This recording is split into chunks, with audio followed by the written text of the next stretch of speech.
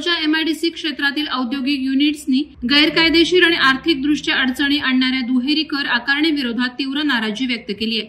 पनवेल महापालिकेने 2016 ते 2024 या कालावधीसाठी प्रॉपर्टी टॅक्स भरण्याच्या नोटिसा नुकत्याच पाठवल्या आहेत, ज्यामुळे उद्योगांवर गंभीर आर्थिक बोजा निर्माण झालाय। तळोजा एमआयडीसी हे महाराष्ट्र औद्योगिक विकास महामंडळाद्वारे स्थापन आणि प्रशासित केलेलं अधिसूचित औद्योगिक क्षेत्र असून येथे उद्योग स्थापन करण्यासाठी सुरुवातीपासूनच हे आश्वासन देण्यात आलं होतं की कोणत्याही नागरी संस्थेचा अधिकार या क्षेत्रावर राहणार नाही। महाराष्ट्र शासनाच्या वेळोवेळी प्रकाशित औद्योगिक धोरणांमध्ये देखील हे स्पष्ट करण्यात आलंय की केवळ एमआयडीसी या एकमेव संस्थेला कर लावण्याचा अधिकार असेल। मात्र 2024 मध्ये पनवेल महापालिकेनं प्रथमच तळोजा एमआयडीसी मधील उद्योगांना प्रचंड प्रॉपर्टी टॅक्स भरावा लागेल अशा आशयाच्या नोटिसा पाठवल्या असून हे उद्योगांच्या स्थापनेच्या मूळ धोरणाला विरोधी आहे।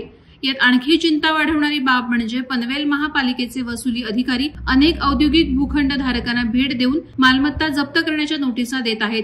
या प्रकारामुळे विद्यमान उद्योगांमध्ये अस्वस्थता निर्माण झाली असून महाराष्ट्र हे क्षेत्र उद्योग वाढी आणि गुंतवणुकीसाठी योग्य आहे की नाही असा प्रश्न अनेक उद्योजक विचारू लागलेत।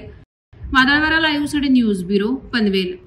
नवी मुंबई व रायगड जिल्ह्यातील ताज्या बातम्या आणि घडामोडींसाठी सबस्क्राईब करा वादळवारा लाईव्ह चॅनल आणि दाबा बेल आयकॉन।